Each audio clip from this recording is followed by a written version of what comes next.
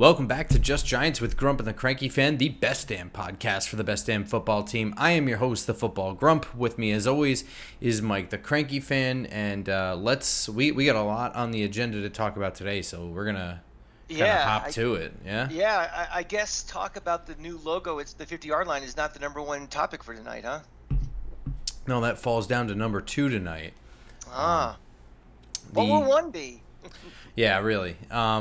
So, I mean, this is sort of, this is like a little silly, right? But this is the first checkpoint in the off-season stuff. So this was the last chance for teams to negotiate long-term extensions to players slapped with the franchise tag. That deadline was 4 p.m. today. This was always a checkpoint for Saquon Barkley, and no extension was completed. Are you shocked? I'm not shocked. As I predicted in last week's episode, this is what I thought would happen. I did not think I thought that they were going to play hardball, and I thought that they have all the leverage in the world. And it sounds like their reports say that they softened their deal a little bit, and Saquon's camp didn't want to move off their number or whatever, and this is where we are. I mean, the bottom line is he'll still be one of the 5 highest paid running backs in the league this year. His contract is guaranteed.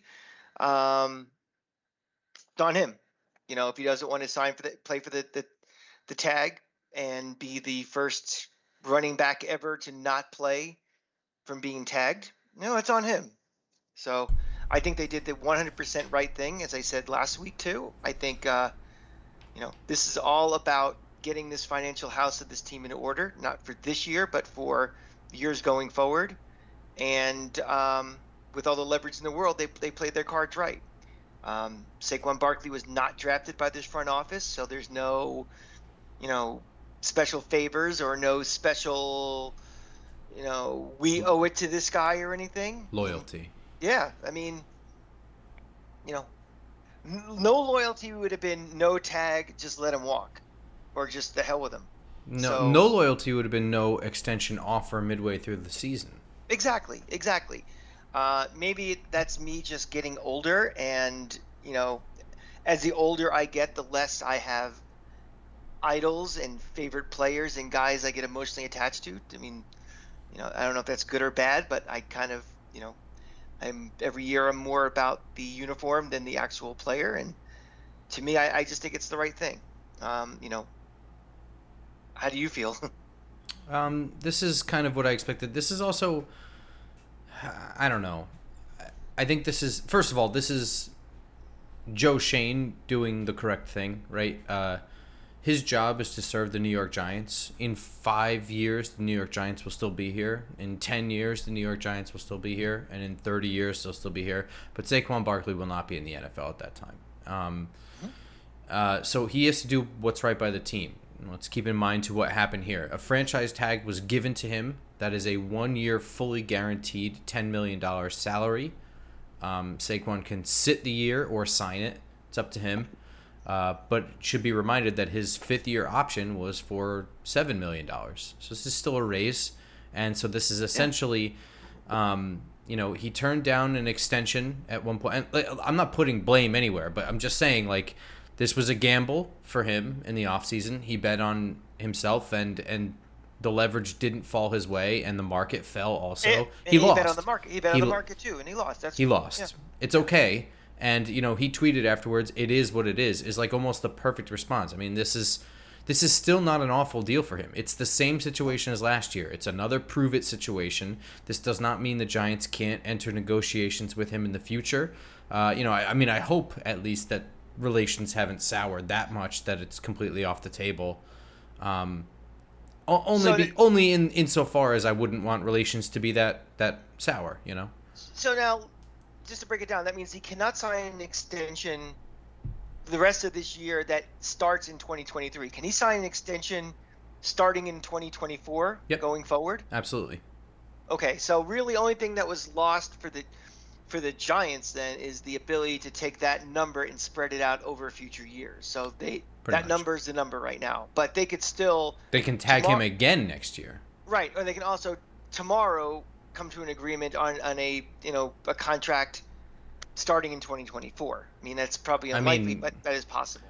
I guess they can agree to it in theory, but he can't sign anything. Right. Yeah. Right.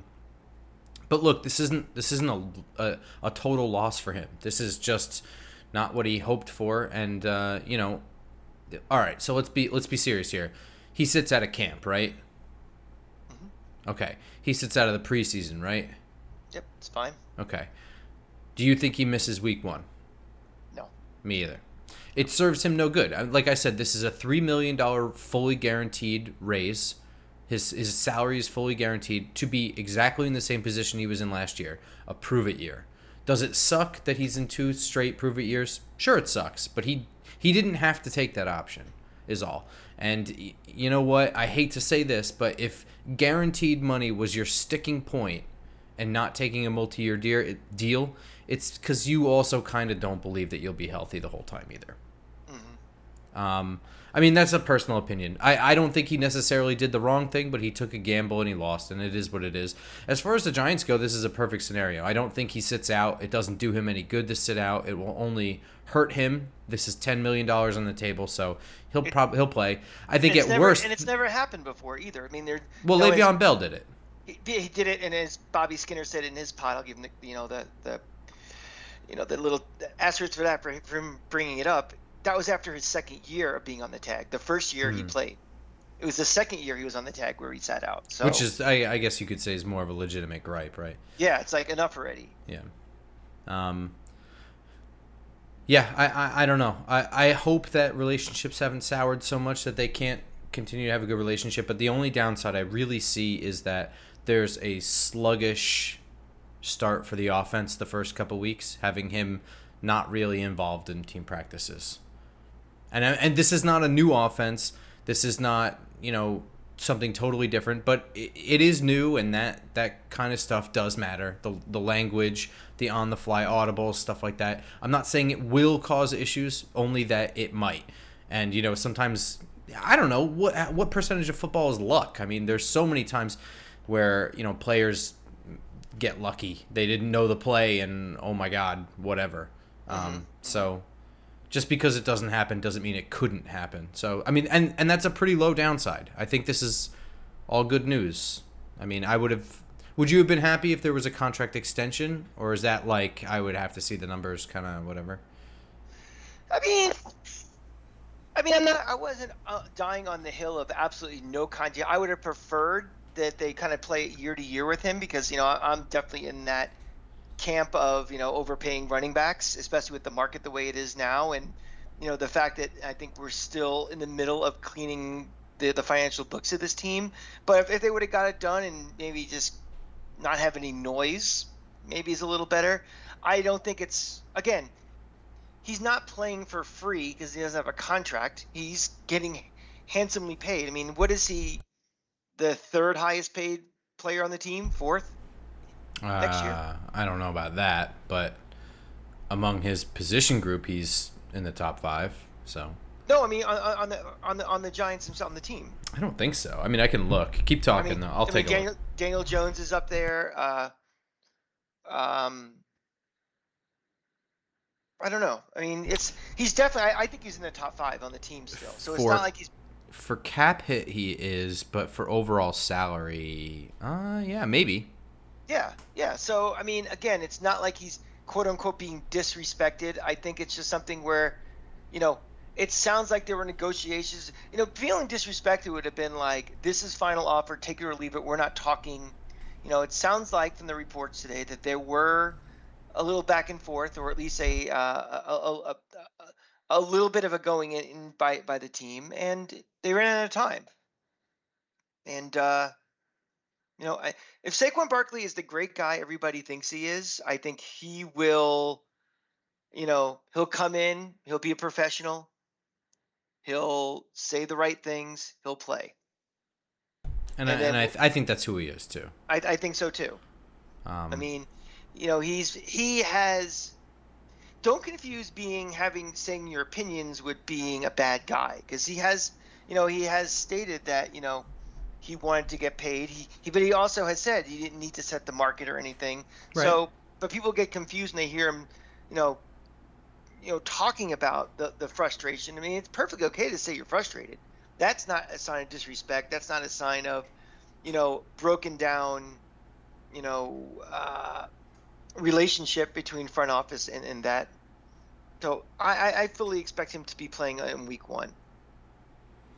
Me too. And on the field that he'll be playing on, there'll be a new logo at the center field. Yeah, let's talk about this because it seems like kind of a meaningless thing, but I like talking about stuff like this. I have a couple of opinions about it too. All right, so I'll let you kind of go first, but essentially the Giants are changing this year along with new turf, right? They're changing the turf at the same time. They're going to remove the NFL Sheild logo from the center of, at the 50-yard line to the New York Giants logo. I believe, is there one stadium that still uses the NFL logo, I think, now? I think we were last because I think Carolina used to have it also. And I think when Richardson sold the team, I think when the new ownership took it, they put the Panther logo in. So I do not believe anybody does it anymore. All right, then have at it. Tell me what you think. Well, to me, it's two things I think this is good. One, the Meadowlands is the most boring stadium probably in the NFL. It is, it is a concrete boringness. They tried, they hyped it up when they were designing the stadium, like, oh, it will be a completely different experience for the Jets as it will the Giants. There'll be these colored louvers and blah blah blah. They'll transform the stadium each week. And if you're watching a game on TV, you don't even know what stadium that is unless they scan to where you can see the actual walls with the giant logo on it. So to me, giving any sort of personalization is an improvement to me. I mean, next thing would be to, put a goddamn roof on that place and maybe blow out some of these concourses so we have more room, but it is what it is for now. The second thing I like about this, it goes back to what we also talked about last week with uniforms, is putting the NY on the 50-yard line. To me, means that they are committed to the NY on the logo, the NY on the helmet, the NY for branding. I again think we have the best uniforms in the NFL, and the giant one, the one from the '80s, to me, I'm perfectly fine with having for uh, you know throwback games and color rush or whatever you want to do with it. But to me, I love our uniforms, and there seemed to be a little bit of a creeping trend of going back to the old Giants way. But I think putting that logo on there is kind of like they're trying to keep the branding of the NY and the way it is now, the official logo. And that to me makes me happy. So I'm glad they're doing this. I know it's not a big deal, doesn't do anything as far as getting closer to a Super Bowl or my, experience at the game or something, but little things like that, I'm glad the Giants are moving in that direction. So I'm right there with you. I think that it will definitely help that home team experience a little bit. I know looking at it looks a little bit awkward for the first time, but I think it will look better when the stadium's filled with blue and they have the blue LEDs up and all that stuff. I think it'll our eyes will round out to it. My question to you though, so you really like the NY. I know you like the branding, but was there any other Giants logo? I'm not talking about just the Giants, but throughout the entire history of that organization for the middle of the field that you would have also considered? I mean, like, there's also the idea you could have put like the helmet itself with the NY on it or the Giants on it. You could have put just the Giants across it. You could have put that old Meadowlands red circle with New Jersey on it. There's also the super old logo of the giant guy standing in the stadium or in the throwing like this. Yeah. All cool logos. I just want your thoughts. If I would have said this NY, not what else would you have done, I would have said this the helmet. Okay. Yeah. I like the helmets on the field like that. It looks cool. I think it's big enough. Like the circle logo takes up enough space in the center that it really looks good. I think that the NY, the fact that it's just letters, it does look a little sparse, right? Yeah. It's going to take a little getting used to. But again, they're trying to brand that NY. I'm on board. If you look at a lot of shirts you can buy and different things, you see it has just the NY. I probably have 4 long sleeve T-shirts that just have just the NY. It's not the helmet, just the NY. Um, you know, I love the fact that it throws back to the old days, the 50s and 60s when this Giant team was its most successful, I guess, late 50s, early 60s. Right. And I guess, the two Super Bowl little mini runs also are up there too, but they're also in the championship a few times, didn't win the championship, but, it's a throwback to what made the Giants, New York's team. It goes back to Gifford, it goes back to Tarkington, it goes back to Sam Huff, it goes back to Yankee Stadium, it goes back to the Polo Grounds, all of that. So, sports are about memories, and sports are about, tradition, and especially sports like football. So I'm glad they're doing this. And I just pray that this team, if they ever do decide to change the uniform, they go back to the 80s one and don't come up with some cheesy thing like what the Lions are trying to do. I mean, I think the Lions have had a classic looking uniform for years, or even the Cardinals. They had the same helmet for 60 years, and now they seem to be tweaking it every year, and each way just looks bad. It looks something that will be dated very soon, and just doesn't, I don't know, just seems cheesy. So I think the Maras are very protective of this organization, this brand, this team, and I don't think they'll ever do that, but just hoping they decide not to. I'm with you there. I think I could have gotten down with one of the older logos, the giant guy throwing the ball. I think is pretty sweet. I think I could have gotten down with the helmet as well. I think that would have been pretty cool. I'm willing to bend with it, but I do like that they moved on from that. This will help the home field experience. Also, I mean, this isn't supposed to be like a stadium gripe session, but like I do think that they can do a lot more for very cheap with just LED lights at that place, right? The outside, there could be searchlights, on that. There's like this whole outdoor, if you've never been there, I'm sure most listeners have, but there is kind of like an outdoor concourse. It's not gigantic, but there is like this little tiny like astroturf like field thing for kids to play on and like all this stuff. Like they could be having like searchlights, and they could have like and these are like cheap solutions for an already built stadium, you know what I mean? Like these aren't ideal, but like you could even have like projector stuff up on the side. That scaffolding ugly bullshit, you could do something with that. It's pretty disappointing. I understand that they want to use as much space as they can for parking, but that complex is so big. We live in an age where instead of fireworks shows, we have choreographed drone shows, and we can't. You know what I mean? Like we came up with a little fan festy area that's a little more than something like your church bazaar that's thrown up, on Friday night for the weekend. I mean, again, who pays for it? Who's going to do it? Is it something the Jets and Giants do together? And if that's the case, then all of a sudden, do you have that just blah, sterile look that doesn't mean anything? But I definitely think there's, especially when we have the space to do it, make it more exciting, make it more of a full experience coming out there, because it's hard enough to drive there, it's hard enough to take the train there. Make it a whole day of entertainment. Yeah, I don't know. I mean, like, you could even go so far. Like, look, it's a swamp. There's no other reason to be driving there, really. That whole entrance ramp way, you might as well make it a big, extravagant entranceway. Like, when was the last time you went to, like, an amusement park? Because I know I've been to Six Flags with you, so I know you've been to, like...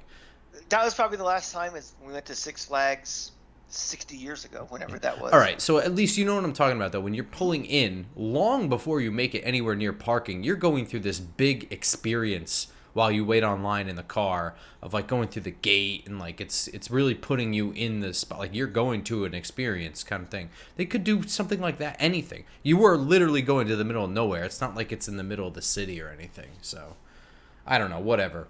But any little bit to help that sort of situation, I'm in favor for. I'm happy about it. I think it's more good news.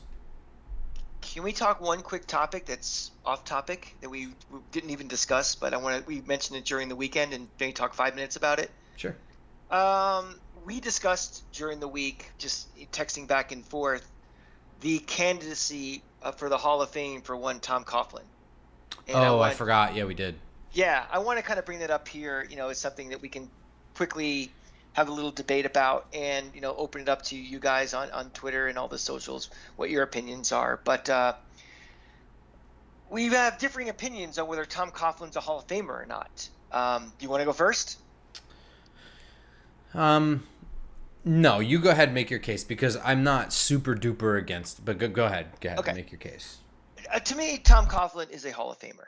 Tom Coughlin, forget it. I mean, you can't look at Tom Coughlin for things like his overall record, the lack of success towards the end of his career. It's kind of what he did with what he had to work with. This is a guy that in year 2 took an expansion team to the AFC Championship game. That's pretty impressive. It's a guy that took a, kind of an above average, but certainly not a dynasty level Giants team, and won 2 Super Bowls with them. One against a team for the ages. And again, I know it's only one game being the Patriots, but he beat them. And I think, the Hall of Fame is, it's known. Some people get in for moments more than longevity or overall achievement. But to me, what he did, with again, this Giants team, that Jaguar team, to me, that's something special. That's Hall of Fame. Not many coaches have won 2 Super Bowls, and almost every one of them, I believe, is in or will be in when they retire. So to me, he's kind of like an Eli to me. Not a unanimous first balloter, but deserves to be in. I say that the Hall of Fame is crowded with people that are not Hall of Fame by definition. I just don't think. I think that much like you and I have a higher bar for the Ring of Honor at Giants at Meadowlands. I have an even higher bar for the Hall of Fame, and it's been breached already. So that's why I'm not super against this. Like, by the protocol of what is already, he's probably like a second or third ballot Hall of Fame coach. But by to me, when you're not a player, when you're just a coach, and I don't want to diminish it like just a coach, but accomplishments become sort of varied. I need to see some kind of sustained success, some kind of revolutionized approach to the game, or something. You know what I mean? The game changed because you were there, or something like that, or you were just that good of a guy. You know what I mean? You have the Bill Belichick level of record of winning. You're getting into the Hall of Fame. You've just dominated for such a long time, you can't not go. That's the definition of a Hall of Famer. If you're a Bill Walsh or a Levy type, where you've changed the way the NFL has to play the game because of your coaching techniques, you belong in. I think you can make I think the strongest thing for Tom Coughlin is beating that 2007 Patriots team. That has to be the strongest thing. But I mean, when I look at what he did with Jacksonville, which is to not win a Super Bowl or even get there, I think that Jacksonville's success is a testament to an old school philosophy as a foundation for teaching, because he is a great teacher, and it lends itself to the parity of the NFL among all other sports leagues as well.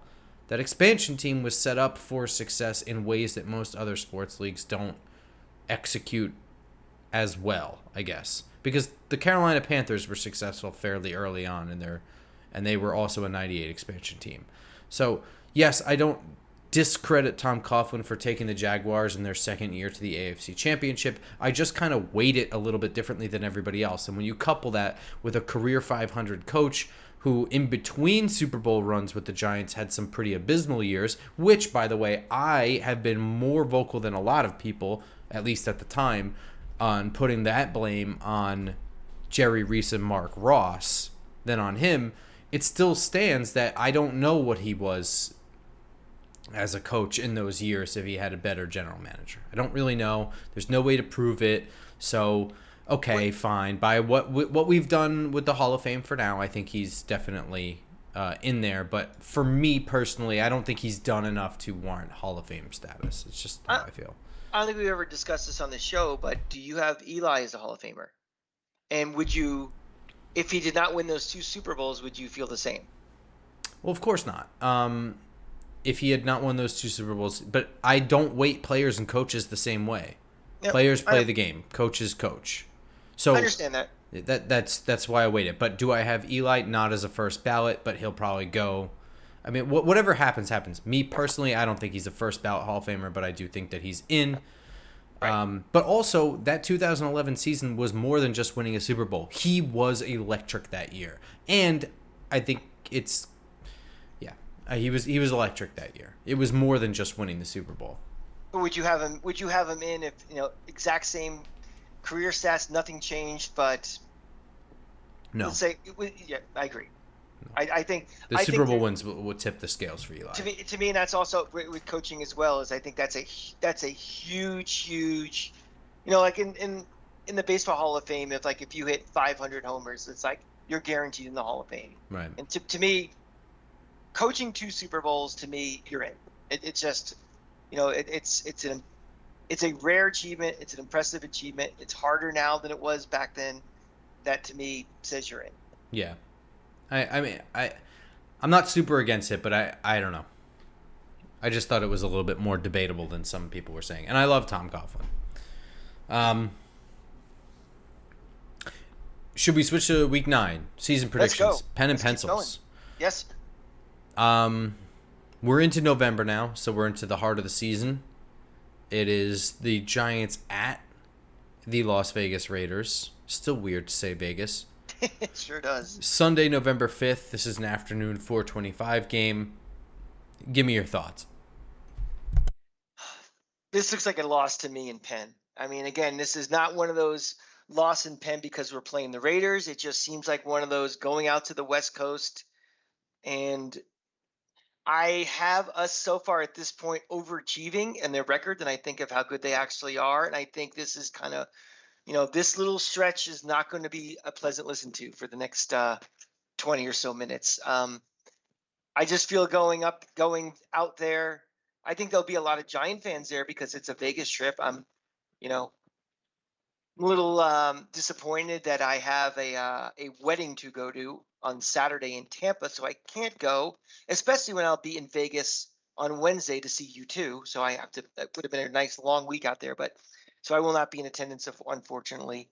But I think there'll be a lot of Giant fans out there. But just seems like one of those games where they're not going to be in it and they're not going to look good in it, and it's going to be like, shit.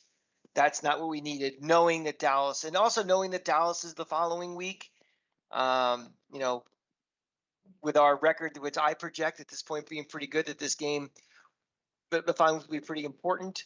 I just see it this looks like a trap game to me and looks like a loss in Penn. This is going to be an interesting couple of minutes here.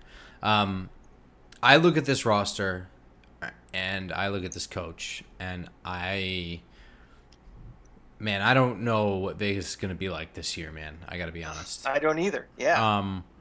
But I don't think it's going to be very good. I can tell you that. I mean, at this point, I don't know if Jimmy Garoppolo is going to be the quarterback. And I don't mean because of injury. I don't even know if he's the starter to begin with. I don't know if he gets benched midway through the year. I have no idea. This is a team that drafted Aiden O'Connell. They still have Brian Hoyer on the depth chart. Brian Hoyer must be 50 years old. Yeah, it seems like it, doesn't it? Yeah. I don't know what they're really going to be able to do with the skill. There are a lot of like skill position only talent disparity. I don't see a whole lot that I like on the offensive line. If our defense can't get after this offensive line, then they're going to have trouble all year anyway. And then when I look at the Raiders defense, man, I don't know. I mean, I look at I see a defensive line that's going to give a pass rush problems, and that's literally it. That's all I'm scared of here. If this was a neutral site game or this was a home game or maybe a different part of the season, you're just matching up the New York Football Giants versus the Las Vegas Raiders. I'd feel a lot different. I just think it's a kind of a combination of where this game is, when this game is, where we are in the schedule. We're starting to get to week 9. We're starting to get a little nicked up because of, we haven't had the bye week yet or anything, and it just has that stench that I've seen a lot on road trips where we play around this time of year. Yeah, I mean, I can understand that. I can appreciate that. It's never going to be easy traveling across the country and then playing an AFC team. I think like Yeah. it's already hard enough playing an NFC West team, but when it's like AFC, you play them over in their stadium once every 8 years. Man, the Raiders might not even be Vegas in 8 years. You know what I mean? Next time we play them, they might be the Portland Raiders or something. So I get that and I appreciate that, but of all the AFC West teams, even the Denver Broncos, I think this is probably the most unstable situation. And I think Oh, I that agree. probably the hardest part will be playing in that brand new stadium that I'm sure is very loud and very hard to play in. Sure. I'll agree with Absolutely. that. But I mean, even then, like, are there? Oh man, I don't want to go down this road, but like, are Raider faithful really in Vegas? Are they coming to game? Like, is this the same Raider faithful, the black hole Raider faithful? No, I think this is the opposite. I think this is because it's Vegas, Giant fan and Eagle fan and Patriot fan and And degenerate gambler? well, I mean they're always going to be in Vegas, but I mean like the fan bases have been circling this on their calendars from the day they announced they are officially moving. Like, I Yeah. mean, believe me, I would have walked to Vegas so I didn't have that wedding to go to. I'm I couldn't go to the Gators played the Las Vegas Bowl last year. I was dying to go, couldn't make it. Too close to the holidays, couldn't make it. Giants are playing there. I'm all excited. Oh, U2 is Wednesday night. Super long weekend. Nope, can't do it. So, but I'm telling you, those it will feel like the Meadowlands parking lot outside the stadium before the game. There'll be a ton of Giant fans there. I have this as a win in pen. Good. I see what you're feeling in the trap game. I get all that. I can't look at this roster. If they lose that game, that is a bad loss. That's like we'll do that episode and then I'll not rewatch it. I'll not think about it. I won't be able to. I'll be mad for No, like a I, full I week. I will be mad as well. I'll say it's a bad loss and something that if a team, wants to go far in the playoffs, they shouldn't lose games like that. That doesn't mean I don't think that wasn't going to happen. So, unfortunately, And that brings us now to week 10. Giants are at Dallas. This is the second time that they faced off. They faced off in week 1. We already did that. You had that as a win. I had that as a loss. This is going to be Sunday, November 12th. This is going to be America's game of the week and 425 probably, right? Unless it gets flexed, I guess. Dallas at Giants at Dallas. Give me your thoughts. Second match.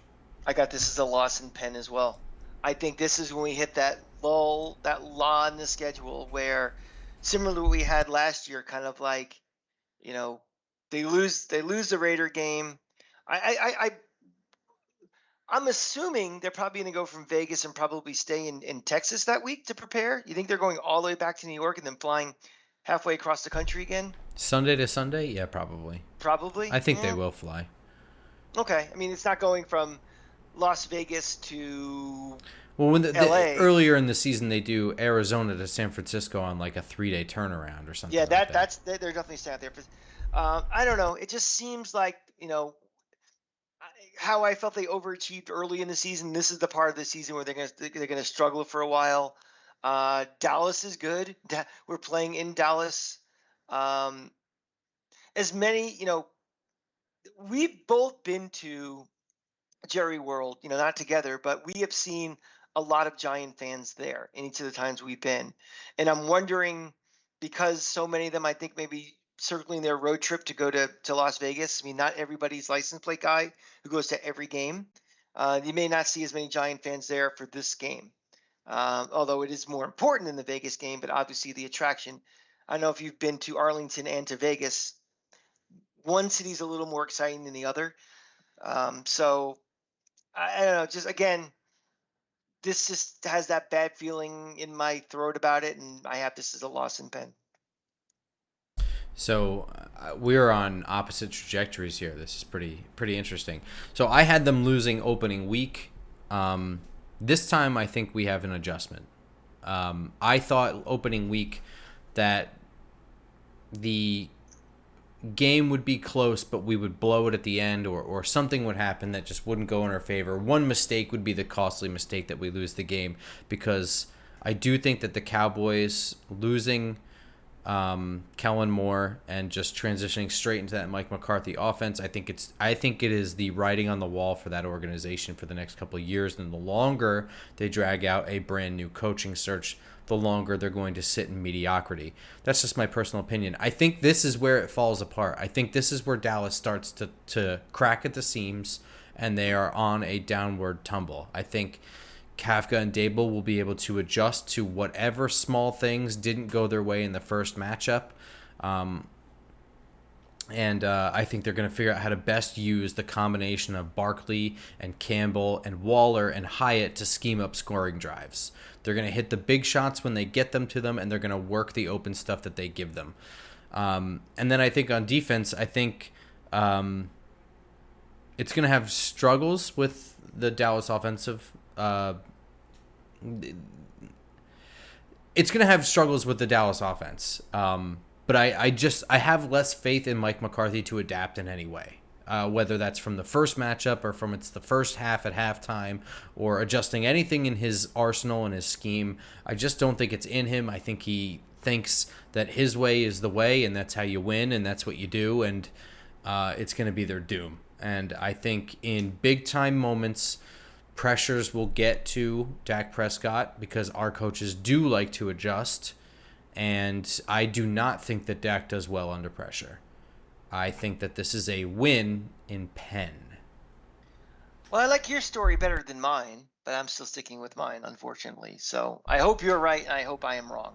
I mean, I have us starting the year 0-1, so it's a tougher. Yeah. I don't know. I might almost rather winning opening week in prime time, but I'm going to move this right along into Week 11, Washington, at Washington, Sunday, November 19th at 1 o'clock. I have this one as a win in pen, too. I think this is the Giants. This is the best part of the season for Giants fans. I think this is the role where they really accumulate wins. But I want to know what you think for Giants at Washington, Sunday, November 19th. I have the exact opposite gut feeling. I feel like this is the middle to kind of the end of the rough patch in the schedule. And I think this is the first time I'm going to crystal ball this. The first time there's going to be some grumblings from some of the unhinged Giant fan base about the direction of this team. It does not mean that they're right. I just have this gut feeling that they're going to lose an ugly game to Washington. And it would be 2 times in 3 weeks that they lose very winnable games. I know they're all on the road, but I just feel like there's going to be this middle of season slump, and I think it happens, it continues this week in Washington. So I'm going to have this as a loss in pencil. Again, if you line up, the Giants and Washington neutral site or at the Meadowlands, or even down in Washington, 7.5 to 8 times out of 10, I think they win. I just think with the season I've constructed in my brain and how I think this is going to flow this year, I just think they're going to go in, lay another stinker, and there's going to be some grumbling around about things. I could see that. So we did this. This is the second Commanders-Giants matchup. Mm-hmm. And when we did the first one, we said, I have no idea who the quarterback is. Is it Jacoby Brissett? Is it Sam Howell? I think it's possible that we are seeing a different quarterback in this matchup. I agree. I think that the first time around we see Jacoby Brissett, right? Okay. Yeah, the other way around? I had it the other way. I had Sam Howell to start, but he will not be around in November. No, I think it's going to be the other way around. I think they're going to roll with Jacoby Brissett because he's the more steady veteran. But I gotta be honest. I think the time has passed Jacoby Brissett. This isn't any like hatred towards him or saying he's shitty. I understand like his role in the league, but I think it's a little late for him. And I think by now they are forced to do a switch. I think the pressure is too much. They have lost too much with Jacoby Brissett making too many, maybe not even his fault, mistakes, because this is not a super talented team, especially on the line. Jacoby Brissett's not young. I mean, Jacoby No. Brissett is 3 Gator head coaches removed. Mm-hmm. That's a long time ago. Yeah. Even for our shitty coaches. I mean, that's still a while. So he's not this, 25-year-old guy who has a lot of potential and untapped potential. I mean, we agree. When he was signed, he wasn't like any sort of future consideration, right? He was a stopgap for whatever they're right. And he's carved out a nice career for himself. He's probably made more money than he ever thought he'd make in the NFL, and he's a nice guy to have on your roster. I mean, I'd like to have him as our backup quarterback. Sure. Because I think he knows what his role is. Yeah. Like I said, it's no disrespect to that guy. I just think by this point, the fan pressure and mistakes made from an untalented team, it's too much. We switched to a Sam Howell offense, and as much as these weapons scare me that they have, I am still not sold on what they have up front, and I am certainly not sold on a scared rookie quarterback running away from blitzes that confuse the absolute shit out of him. Yeah, so I'm going to build on my narrative. I'm going to build my narrative then, where the change happens the week before this, and it goes to Brissett, and there's a little bit of a spark because of the change. Again, we haven't flopped who's starting the season, right? But in my crazy brain, it's Howell started. He kind of treaded water, was not good in, weeks 8, 9, and 10, and then they bench him. They bring in Brissett. He has that, the old guy still got it kind of thing, and he has a great game against us, and that's the highlight of their season is beating us, that right before Thanksgiving game. I mean, I could see it that way. I just think that Ron Rivera is a more measured coach, and I think he starts the year with a steady hand. That's just how I view it. But, I mean, I could see it going your way, too. But if it goes the way I think it does with Brissett starting the year, I can't see a switch to Howell being a win against this defense. And on the flip side, I do think that at this point, as much as the Washington defense I do think is talented, and I think at this point is getting better, now with the narrative that I've built, the Giants are on this roll on offense. And, with mistakes being made by Sam Howell, they'll capitalize on it.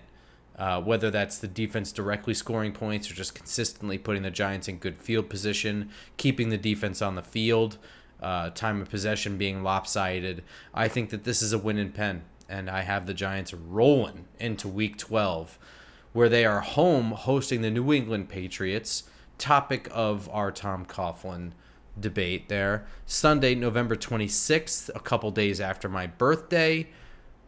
What do we think?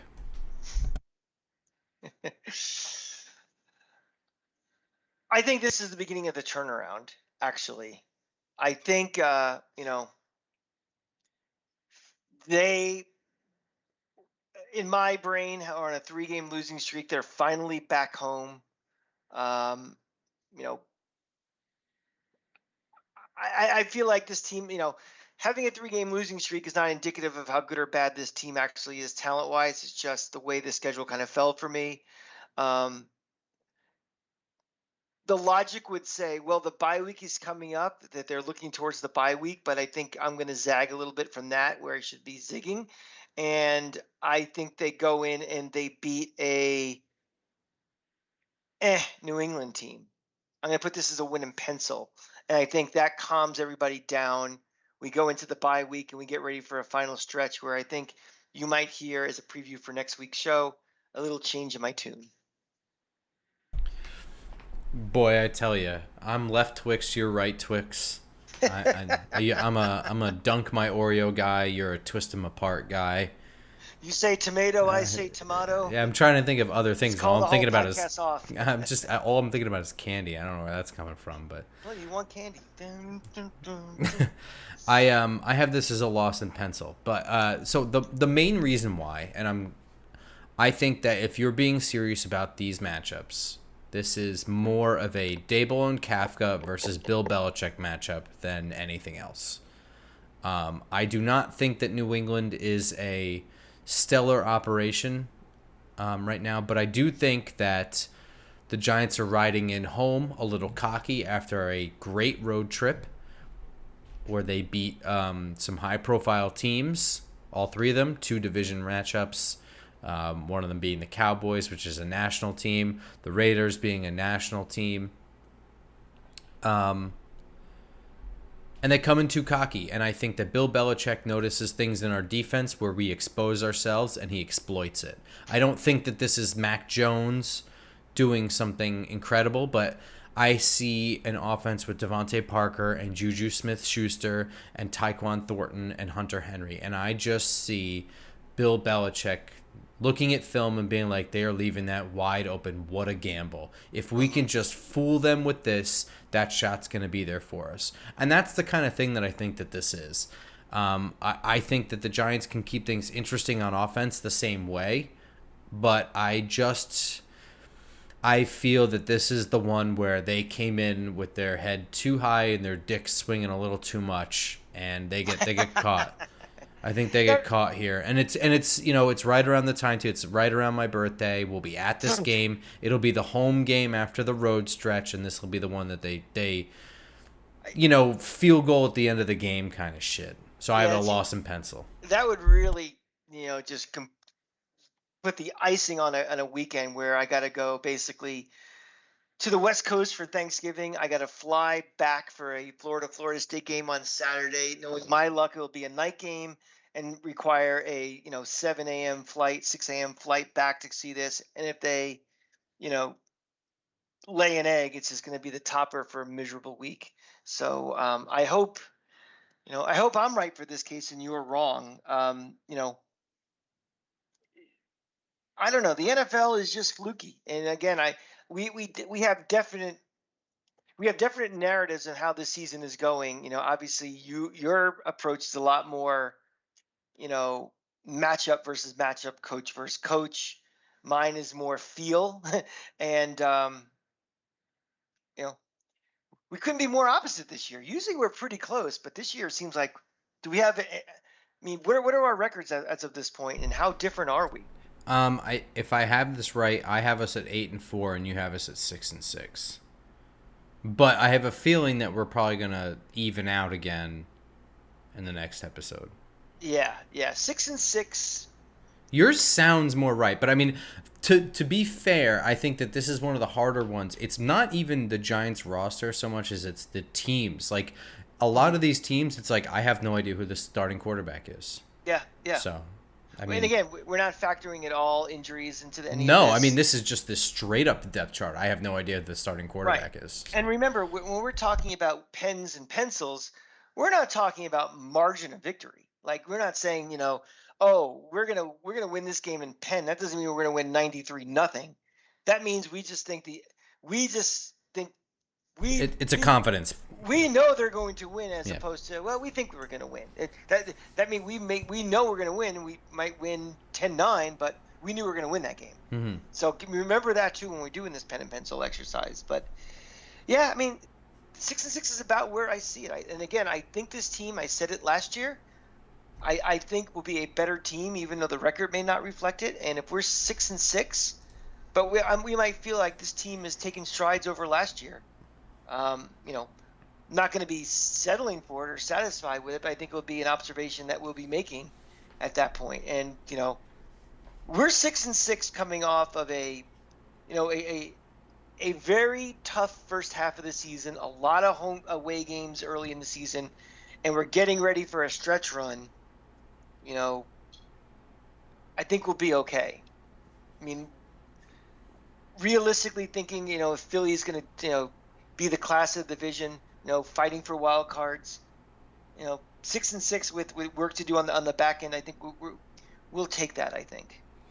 So let me ask you this before we end off: 8-4, 6-6. It's 12 games into the season. That's officially like the home stretch. 6 more weeks to go. 5 more games until the playoffs. At what do you think when at this point Giants fans are like, if only we had addressed this position, or this has to be the clear focus of the offense. I'm sorry, of the offseason next year. What do you think they're talking about? Is it a defense? Is it offense? Is it a specific position? Do you know? I hope this isn't the case, but I hope the conversation isn't, boy, I wish Saquon would have signed the tag. Yeah. Well, I mean, besides which is a possibility. Yeah, it is. If that's the case, that will be the number one and number two gripe of the Giant fan if this team is 6-6. Let's pretend it's not though. Give me something else. Give me something more. I think there's still going to be residual. Why isn't Evan Neal better than he is right now? Yeah, I could see that. I think he'll be progressing at the rate that the coaching staff in the front office thinks he should be, but fans are fickle, and fans get a first impression of something, and it takes a long time to get over that. And I think that's something that they're going to be a little kind of on his ass for until an Andrew Thomas reformation happens, where it's no longer the case anymore with him. So I think that's going to be one of the talking points if they're 6-6, is going to be, we whiffed on Evan Neal, and I'm going to give him an extremely long leash. I'm going to say it's going to be guard, actually. I'm not taking anything away from Evan Neal, but I think I was really disappointed by what I saw from Mark Lewinsky for the contract that he was given last year. I didn't see a ton of improvement throughout the year either. And that frustrates me. So we'll see what happens. But I think that between the instability at left guard, where we're kind of like figuring that out still, and the guy that we spent the money on to solidify one of the guard spots is still shaky, I think that's going to be a frustration. And I think we're going to start hearing the clamors of more protection issues in the middle, and that John Michael Schmitz can't do everything. I think we'll probably be hearing some level of, let's see Marcus McKeithen, let's maybe move Ben Bredesen to the right side and have Josh Azudu play left guard or something like that. I think there's going to be calls for immediate fixes in the year. And I hope that's not the case, because we spent money on this guy. And I think it's going to be even more glaring, because I'm going to crystal ball this one, that John Michael Schmitz is going to play fantastic in his rookie year and above expectations. I agree with that. I think he's going to be an anchor. Yeah. I think he's going to be our best rookie this year. Yep, I agree with that too. Yep. Yeah. 100%. So if you have Evan Neal, who's progressing but not as fast enough as some fans want, if you see your center all of a sudden is a lockdown center, Andrew Thomas is doing his thing on the left side, the potential subpar play at guard will be exacerbated even more, and that will be the hot takes on the fan and Joe Lunchpail. Let's hope for none of that, though. Let's hope that it's something small and affordable and part of the plan. That's going to do it for this one. Next week we'll continue with any more news that comes up, but season predictions for weeks, I guess it'll be 13 through the end. I think we're just going to finish it, because we'll have the bye week in there and then just one extra game. So we'll do the last 5 games. And then after that, we'll have our first training camp news and report. Oh, holy shit. I think. Something, watching this Rays team over the last 3 weeks just kind of self-implode is making me more and more hungry for football, because I don't know if you guys noticed this, if you're watching on YouTube, at the exact moment that Grump was talking about the Barkley no signing, the Rays lost on a wild pitch in the 9th inning. So this face I was making, this was not because of the Barkley news. It's because my fucking Rays are imploding. So I need football, because I there's nothing worse in life than a baseball team that's on a losing streak. So. Well, the Rays are imploding. You guys are downloading our episodes on YouTube, Spotify, SoundCloud, iTunes, etc. Give us a like and hit subscribe, please. It does go a long way for us, and Sure.